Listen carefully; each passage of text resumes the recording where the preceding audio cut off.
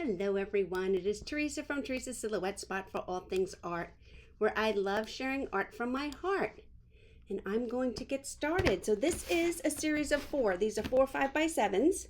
I'm going to do one for the Tuesday, the whole month long. And so I'm going to put these aside and I'm going to get started out drawing the first one tonight. So this is a chalk pencil, and I like them because a lot of the times when I use a regular pencil, so I use this chalk pencil, and if you don't push on it too hard like I just did, or you can use regular chalk, depends on what you're drawing, you can get the design in there that you need. You can't see it. Well, I guess when I pick it up you can see it. But I can see it, and now you can see what I'm drawing. I'm drawing a couple of carrots. So I am doing root vegetables. Hello, everyone. Hello, hello, hello. So yes, so I'm going to be doing a series of root vegetables. So if you're like me and you're watching somebody's live and you're going, why does she have those Band-Aids? I wonder what happened. Why does she have all those Band-Aids? I'm going to be right up front. I had carpal tunnel surgery, so I have my stitches out now, but I have I don't know, I was cut here, and then I had a trigger finger, I was cut here. You can still see some bruising. But anyway, it's far from back to normal. But for what we're going to do tonight, it is just fine. Anyway, so I am loading my brush up. So ordinarily, I have explained to you guys in the past about the double load. But for this case, we're going to load all with the orange. I'm going to get nice amount of orange on my brush, and then I'm just going to pick a little bit up on the little corner of this burnt umber. So I just want the sides of my carrot to be shaded, and I'm going to go in here and I'm going to attempt to follow the shape of my carrot. And now I'm just going to pick up orange. I don't really need to pick up any more burnt umber. I'm just going to pick up the orange. So, and I'm putting in my carrot. It doesn't need to have that many bumps and lumps to the bottom. And I just want to go back in here on this side and blend my orange a little more that I have here. Okie dokie. So there we have my first carrot, separated from my husband, my first husband, and one stroke classes were being offered for adult education at my local high school. And I had always liked decorative painting. I had followed Donna on, on QVC for years since she started. And when I saw these classes being offered, they were very inexpensive. The program was subsidized by a local college, and I signed up. And it was the best thing I did. Every Wednesday night for 6 weeks, I would go and sit in the back of the art classroom in my local high school and paint. And it was way better than therapy, and it was way cheaper than therapy. And I came to love one stroke and art and painting. And then, like with everything else, life gets in the way and we get busy. I just want this one to be a little fatter. And I was not painting as often as I had been. The program stopped at the library and I just didn't really be painting anymore. And there went that. So then, fast forward a few years, and I came across this woman doing one stroke online, a different woman. I was like, oh, I really like that. So I kind of got back into it, but not really. Then you want to double load your brush with a dark green and a light green, and gently pull in. They're basically like grass strokes. They're going to be the stems for when we add the leaves or the fronds to the top of our carrots. So you're going to stop at the top. I've turned my canvas upside down, and you're going to gently pull these little stems, these little grass strokes. if your brush gets messed up, you want to fix it up, you want to get a really nice chisel edge. All your fibers, you want them to come together on your brush. They're all starting at basically the same place on the carrot, and you're going to pull them up. My carrots. So that is my story for now. So I did my little vines up top, and now I'm just going in. I'm using a different number 12, but I'm just going to go in now. I shaded my carrots with orange and a little burnt umber to the outside. And then I just added these little wispy, almost like grasses for the top of the carrots. And I'm going to go in and I'm just going to now fill these in, but I'm using the brush in a different way. See, now I'm just pouncing it all around. I'm always keeping the dark to the same side, but you want your, I don't know what they're called. They're really not leaves. They're more like your carrot fronds. Should be more airy. So my stems are underneath, and then I'm just using this. It is once again a number 12 flat, but I'm not using it on the flat. I'm using it right on its chisel edge, and I'm pouncing in lightly, very light touch now, these little leaves or fronds that come off of the little carrot greens. And I'm always keeping the dark to the top. And you want to see between them. See how I still have some blue there? You want to be able to see behind and not make them too full.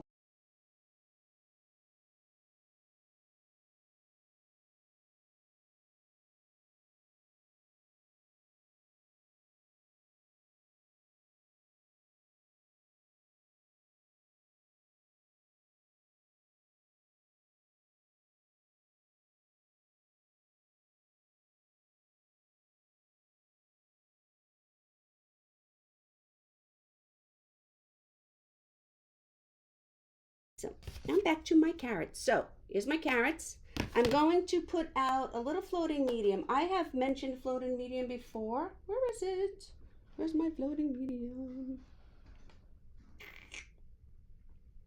Oh, here it is. It's got no color on the top. So floating medium is what is in paint before they add the dye. And it's used for many purposes in one stroke. But I'm going to use it, I'm going to show you, I'm going to use it to shade. So I'm getting my brush, and I'm just putting floating medium in my brush. Then I'm going to pick up a little bit of this burnt umber just on the end. And I'll show you why we do this. So I'm going to add my little soil dirt line. But I don't want brown down here. I only want the brown on the top. So as I pull across there, I'm getting the brown up there, but I'm not getting it to the bottom because that's where I have the clear, the floating medium. See, so I can just pull gently across here. Let me get some more. And it gives the illusion of the dirt on the top of the ground. I'm going to come around my little carrot top there. And as I wiggle, you don't want it to be a perfect line, it's dirt. I get right across the page there. So there we have it. Using a number 12 flat, I'm going to double load it. And I'm using this diazonine purple and Juneberry, which is one of my favorite colors, and I think this Juneberry is going to be perfect for beets, but I wanted it a little bit darker, so I'm using this diazonine purple to get it a little bit darker on one side. Oh, look how pretty that looks together. Well, they may not be an exact color of a beet, but I think they're going to look really cool. So I'm double loading my brush, and I'm going to grab my chalk pencil because I want to have my beet on here the right size, because I'm only going to do one beet and then the leaves. So I want to kind of, you can't see it because this is a chalk pencil, but I want to kind of sketch out the size I need, and then I will get started. I am starting, I double loaded, and obviously my beet is going to be right under my dirt mark. So as you can see, I prepped these canvases before I started this series. And as I come around with my double loaded, I want my beet to come down here to a point. So I'm coming around with my brush, and then I'm just following through to have the point part of the bottom of my beet down there. And then I'm just going to fill in the middle here with this Juneberry. Now I feel like this Juneberry is a little bit translucent, so I think I will go back with a second coat. But before I do that, what I like about beet greens is they have a little bit of the purple in them from the beet. So I'm going to double load my brush like I would ordinarily do for any kind of leaves with my dark green, my thicket, and right now I'm using fresh foliage for my light green. But then on the light green side, I'm just going to pick up a little bit of this Juneberry. So now I'm having like 3 colors on my brush. I'm having the thicket, the little bit of the light green in the middle, and then it crosses over to the Juneberry. And I'm going to show you how we do these leaves, where I'm going to start from. So I want the purple on the inside, and I'm going to start here, and beet leaves are a little bit rounded. They're rounded towards the top, they don't come to a point, and they have a curve. And I want the one in the middle to be the tallest. I might have done that one first, but I didn't. So I'll go back and add it, and I just want it to curve around. And I could start back up here and then just come right around with curving it on the other side, or I'll show you another way I can do it. I'm going to double load my brush again, pick up some of this Juneberry, and I'm going to do the one on the outside, because then we'll overlap the one in the middle. So again, I want my purple to the inside, and I'm just going to go around, and the outside of my brush, but that has the green, is the part that's going around. Now I'm going to just keep coming around. I could start now, I'm going to do this one different. I could start now with this other side, keeping the purple to the middle, and doing the same thing I did, and this might be easier, and making the round. I want that little bump to be bigger up at the top. So the first time I came back down the other side, and the second time I completely turned my project around and did the same exact thing on the opposite side. So now I'm going to go in, and I'm going to add a really tall one into the middle. Okay? Again, I'm going to turn my project. I'm going to come back up here. The purples are all on the same side. And I'm just wiggling this out. And we have my 3 leaves right there to start with. I'm getting a little paint buildup, so I'm going to just wipe my brush. Then I want to go in, and I'm going to add a green veiny stem up the middle of these leaves. Okay.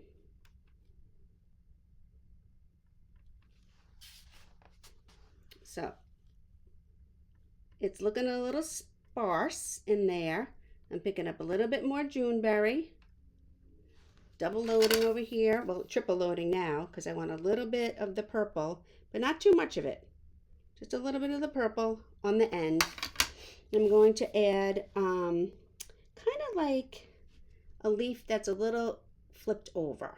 Okay, so I'm going to start here. It's going to crawl up and then it like hangs down a little bit. Well, it wouldn't be underground, so I have to fix that. It would be on the ground, but I can get rid of that. See how easy that is with these multi-surface paints? They just wipe right off. And I'm going to do the same thing on this side, maybe with a little bit of a longer one that sticks up and then comes down. Go back to my beet. Remember I said the inside was a little bit translucent, and I want to fill that in much more and then add a little bit more of a shade and some highlighting. So I'm just going to pick up the Juneberry for now because I want to just go back in here and add a little bit more, darken this up a little bit where it's a little bit translucent. Now I'm going to pick up my dark and go back in here for the shading. There.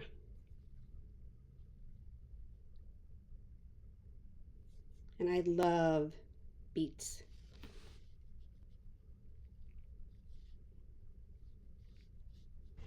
Pick up a little bit of white, okay? And I want to, so I'm just gonna go in here, I'm gonna add a little bit of highlight up in here under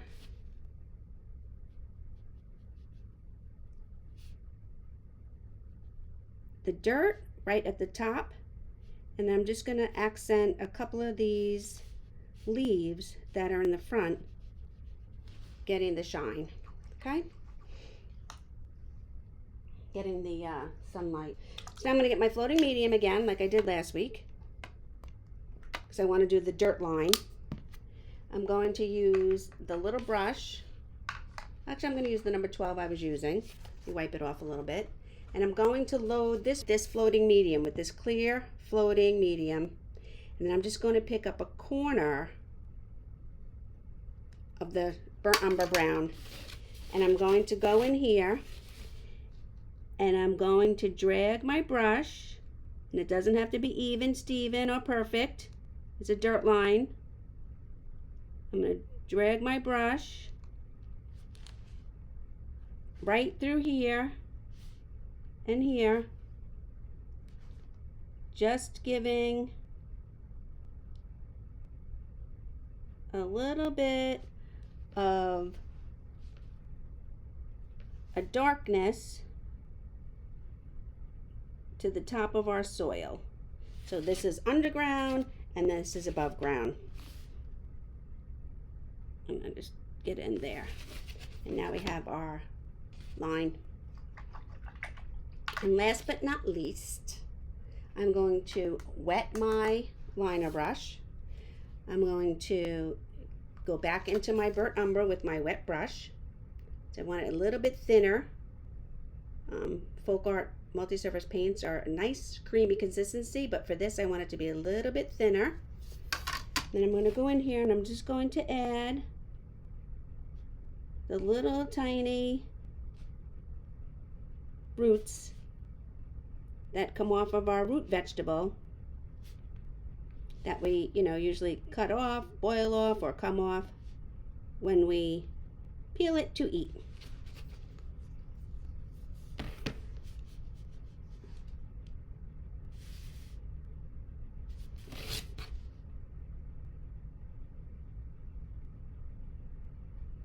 And that's it.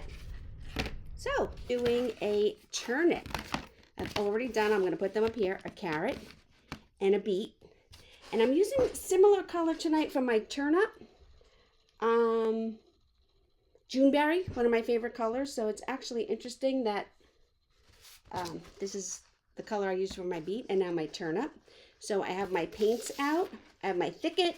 I don't know what light green I'm using. What light green? Oh, fresh foliage, some white, the Juneberry, a little linen for the bottom of my turnip, and then burnt umber for when I do the dirt.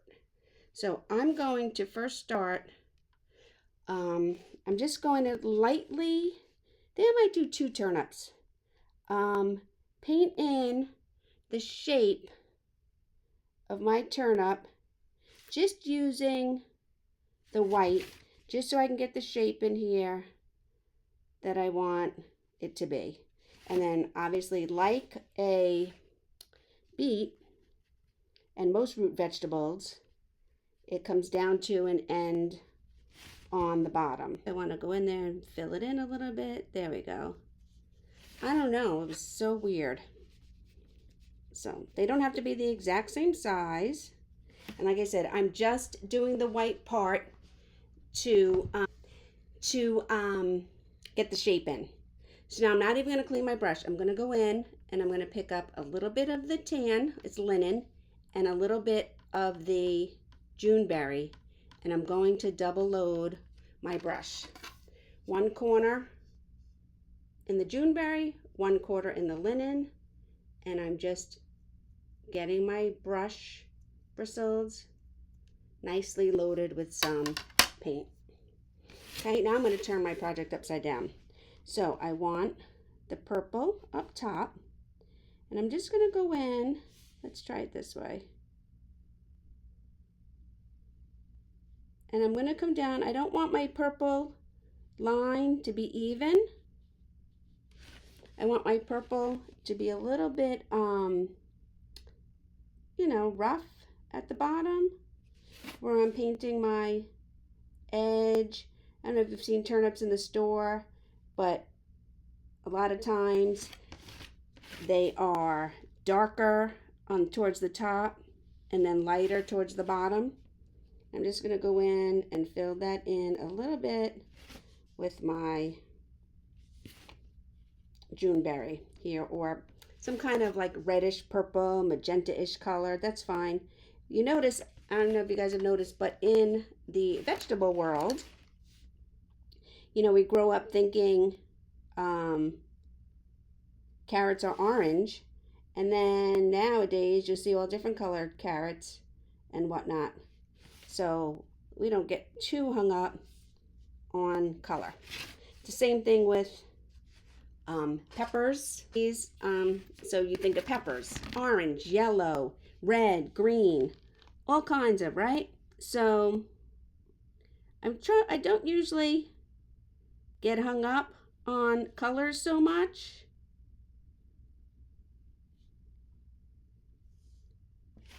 Plus, we're not doing, do I want my paintings to be accurate? Yes. Am I a fine artist with all the details and that if you looked at my art, you would think it was a photograph? No. I paint because I love to paint. I love sharing art from my heart. I find it relaxing. And like I said, it's like my therapy. So,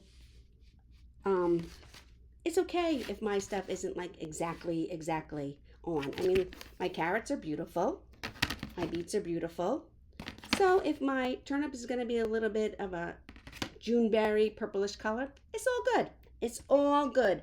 And if you wanted to paint your turnips just a brown and a tan, that is fine too. Okay. I did rinse my brush a little bit, so I want to go back and pick up some of this Juneberry here. I want to make this one a little bit darker.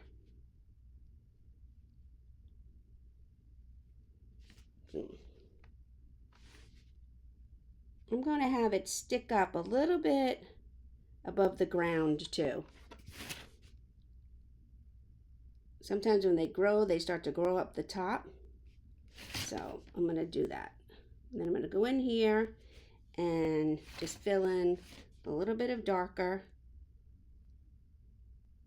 So I'm actually like using the same color, my Juneberry, to shadow, because in some areas it's darker and in some areas it's lighter. So I'm not going to use a contrasting or a different dark color to do that. I'm going to add a little bit of this linen to the bottom of my point here.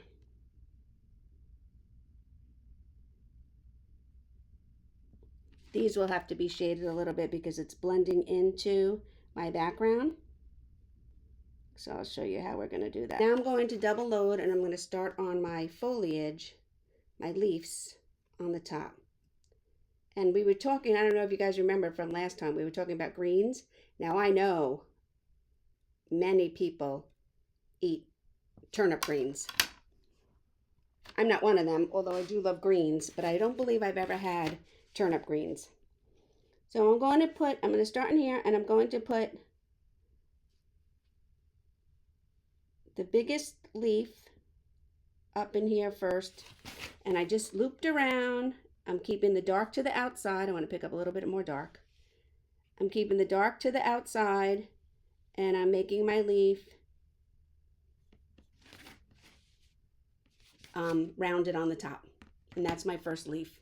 And I'm going to go in, I just put my finger on my brown paint. I'm going to go in, I'm going to do the top leaf on the other turnip as well, just to give it a couple little minutes to dry.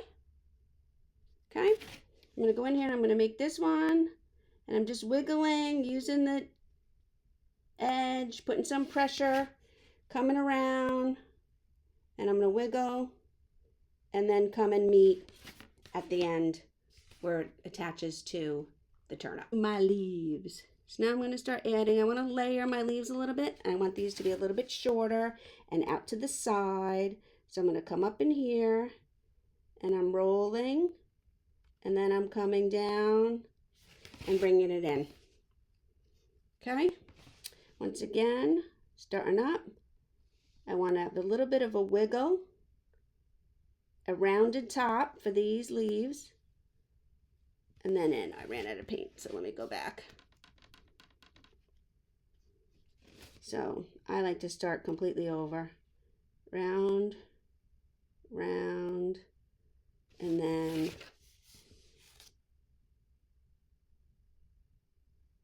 into a point there.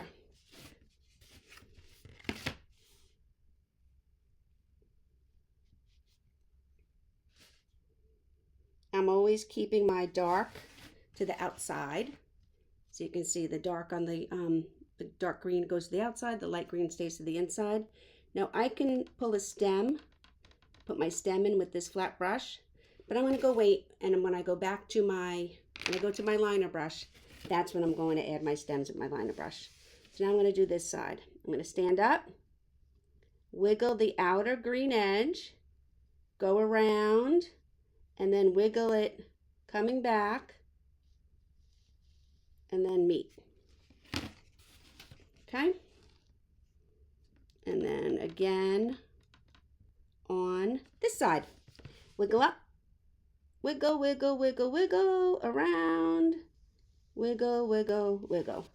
Anyway, so now I want to add some shading to the bottom of my turnips. So I loaded my brush with this floating medium. I've showed you guys this before. It's in a different bottle now, but this is the bottle I still have. But it is called Folk Art Floating Medium. It helps your paint and your brush move on your project. So I picked up some of that in my brush, and then I'm just side loading here a little bit of this burnt umber, just like when I do the dirt on the top of the garden. So I'm going to come up in here and I'm going to bring it down like that. Okay.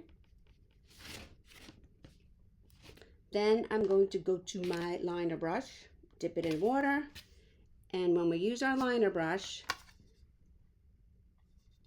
we like to have it a little bit thinner. We want to use our liner brush almost like a pen or a pencil, and we want it to move smoothly. So I'm going to dip it in water, and I'm going to come over here, and I'm just going to add little wrinkles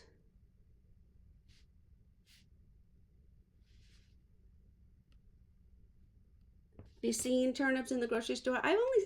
Honestly, I feel like I've only seen turnips in the grocery store in the fall. Well, they are a fall vegetable, but at Thanksgiving time. But they grow almost like, well, I guess everything in the ground grows like a root. They grow like a carrot has the lines in it. So radishes and turnips get those lines as well, almost like they grow in bands or something. I don't know. So I'm just going in and I'm adding a few of them in there just to give our turnip some dimension. And then, like we did on all the other ones, I'm just going to pick lightly up and ever so gently I'm adding little roots coming out of the sides of our root vegetable, because it's really the root part of the plant growing underground.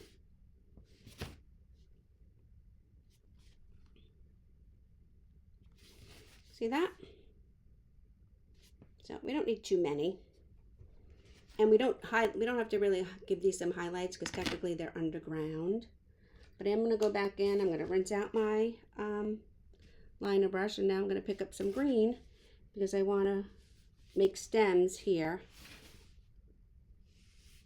going into my leaves. And I'm using the dark part, the dark paint, because the inside of my leaves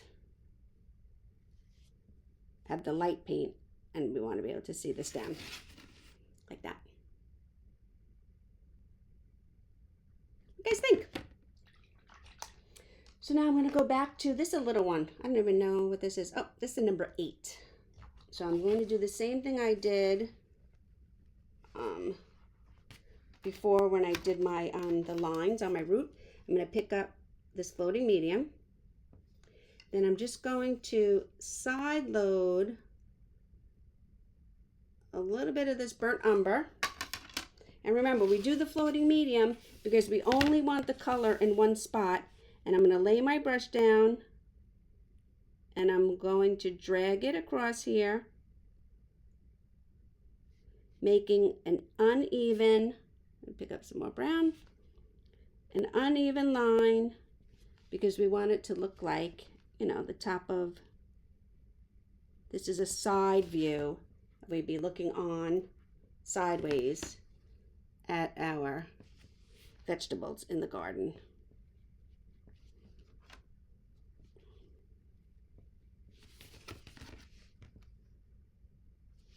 Make this a little bit darker over here, and then maybe a little bit darker, have some blue showing in there, like that. And there we have it. We're all set. So we did our carrots, we did our turnips, and we did our beet. And tonight I'm doing some scallions. So let me get a little water on my brush and I will start painting. I'm loading my brush up with all white, and then I'm just picking up a little bit of the burnt umber on the end.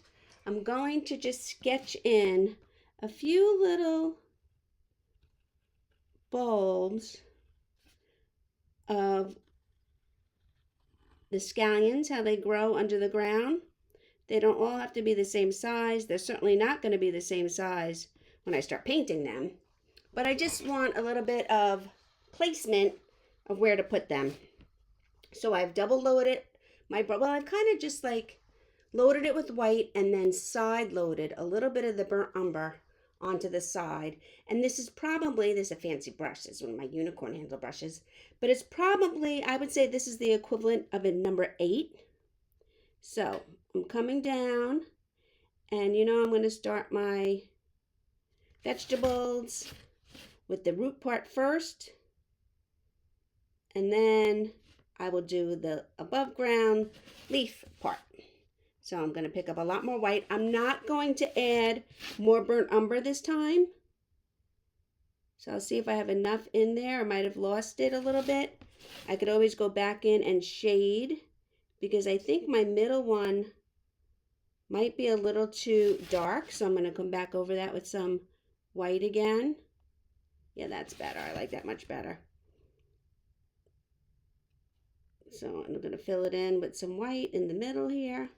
And again, I'm just going to pick up white. I'm not going back into the burnt umber. And I'm going to do this third one. It's just got a tiny bit of shading to the outside. And bring it up. Now you see when I use my brush, when I do these strokes, the one you can see in the middle, the best. Because let's see, is this going to help? No. This one you can see the best because it had the most brown. But when I do my stroke, I hold my brush flat. I come down and I keep my brush the same way. My brush stays the same way with the same side to the outside, and up I come, and then I do the same thing here. I put my brush flat, I do some pressure. I keep the one edge of my brush to the same side as I come down. I follow my sketch and I go up in a circle. And the same thing here because I'm going to add a little bit more white to this. So I'm coming down, turning, and going up. Okay, pick up a little bit more of the burnt umber because I want a little bit tiny more, just a little bit. Burnt umber and black go a long way. So I'm just going to come in here and I'm just adding a tiny bit of shading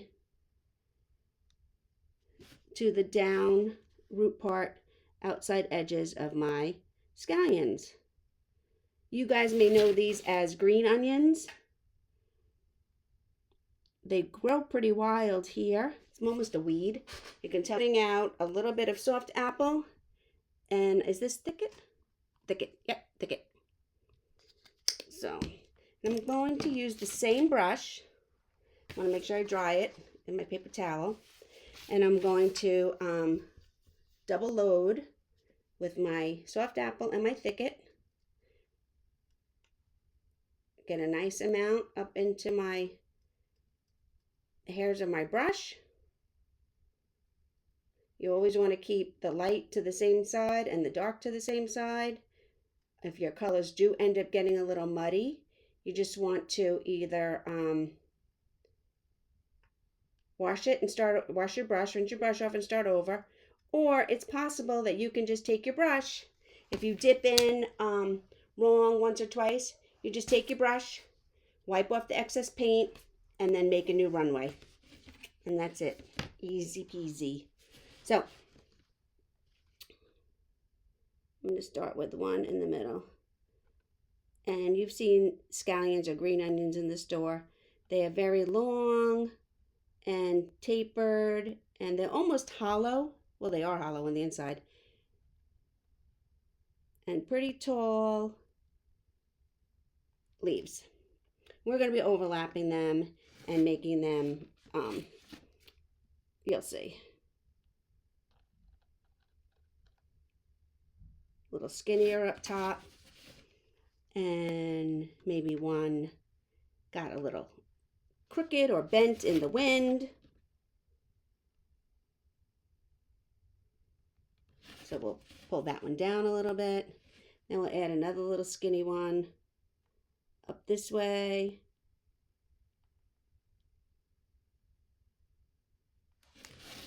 And there, we did the leaves for our one scallion. And I'm getting a little gloppy with my paint, so I just wipe it off. And I'm going to go back in and double load again. There, how's that? I think that'll work. So the thicket and the soft apple on one side. You guys can see what I'm having. New stuff that I've created. I'm coming up with for spring. I love coming up with new designs. I love even taking my designs that I've made in the past and incorporating new colors, or in the case of my signs, making new sayings for some of the same signs. But I will also get inspiration from Pinterest, because there are Very, very, very, very, very many talented people out there creating and painting. So what do you guys think of my scallions? So I think I'm good. Maybe I'll add one more leaf in here. I don't know, are they called leaves? I don't know if they're called leaves, if they're called greens. I know on beets and the turnips and stuff, they're called greens. But these are just part of the onion, right? So I don't know. I mean, certainly the part, you eat both parts of a scallion. We eat both parts of all these too. I just don't know what they're called. Because when we use our liner brush and we want to make these little tiny root hairs, fibers, you want your paint to be a little thin. So I just dip the tip of my brush in water and I pick up some water and roll it around in here and get some thin paint going. Okay. And now I'm just going to put some little curly root parts at the bottom of our scallions. This is definitely the part you would cut off when you clean them and chop them for soup or whatever you're making, pasta. Once in a while I'll go back in, and even though I'm using the same color paint, it has different shades to it because when I pick it up, it has less water after I've used my brush for a few strokes, and it looks a little darker.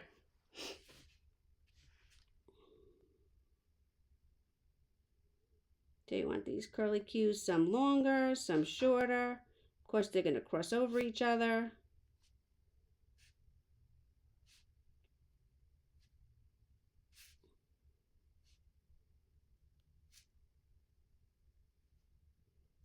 Some are darker, some are lighter.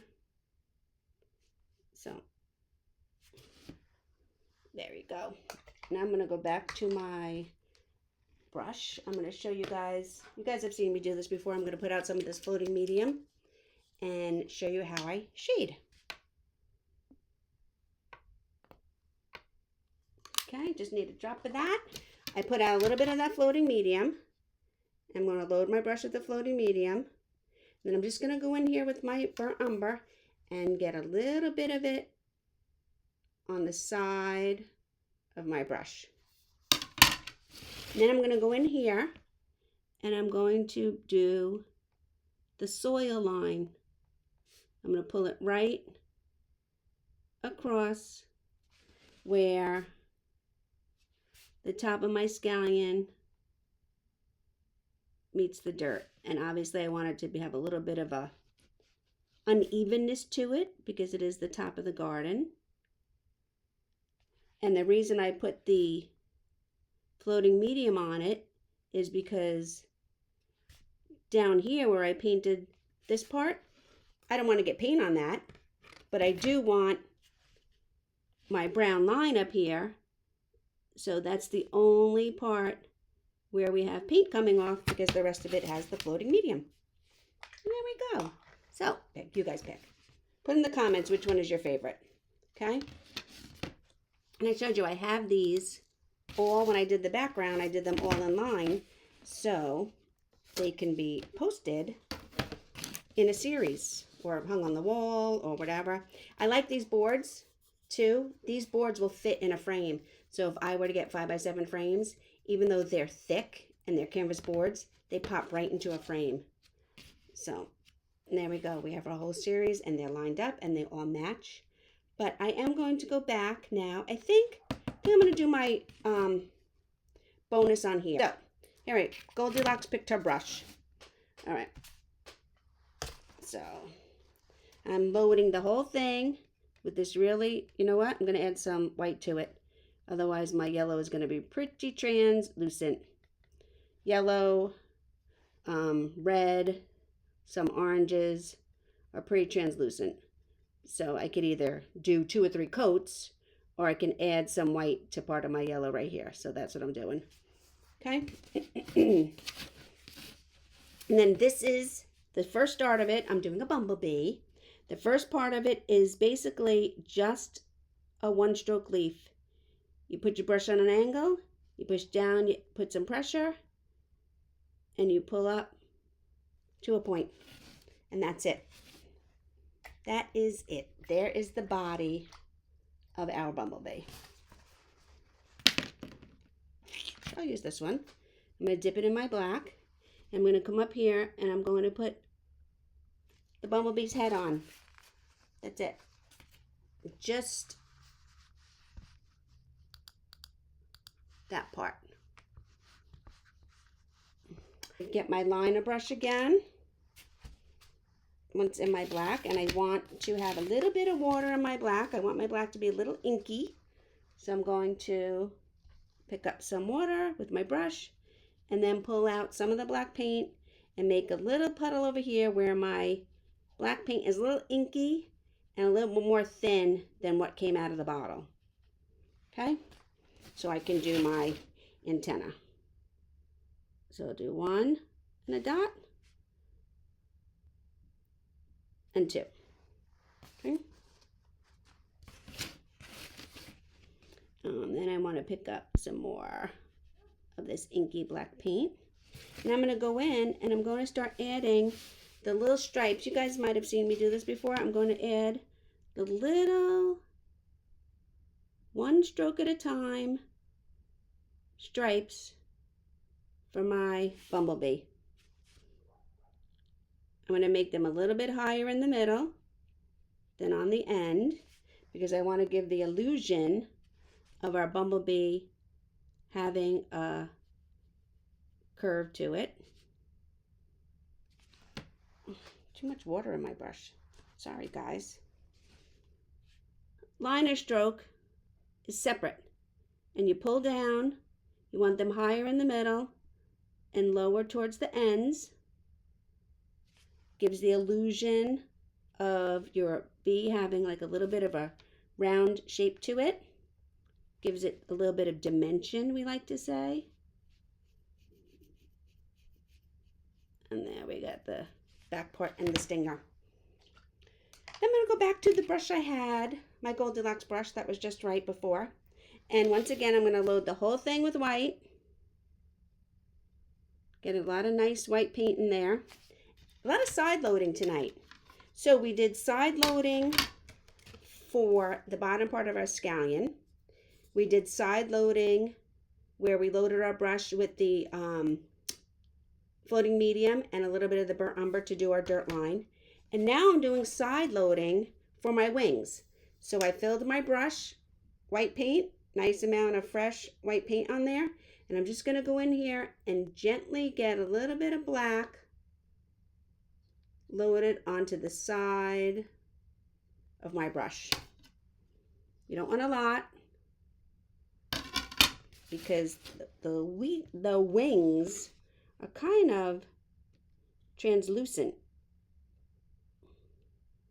So I'm going to go out, push down, turn, and come back in. And see how they look translucent, but they just have that little shadow to the outside of them from the tiny bit of black. I'm going to do that again. So I'm going to stand up. I'm going to push out, turn, keeping the black to the outside, and come back in and meet where I started.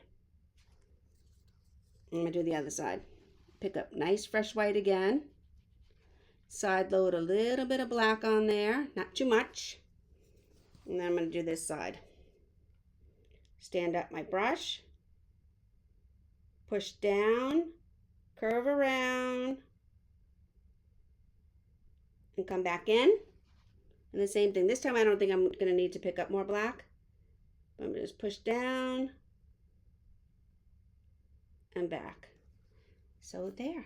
I added a little bumblebee to the top of my turnips. The dark ones, like I did. I wouldn't put these two together. And I'm going to pick up a little bit of this black paint on my liner brush. And I'm going to go in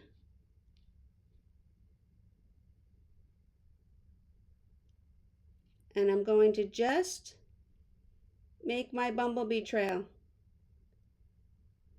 So this way, when I wanted to hang them or put them up together, they would all line up.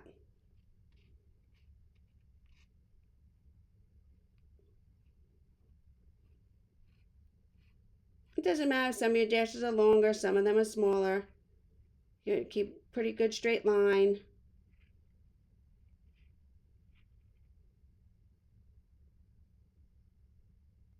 And that's it.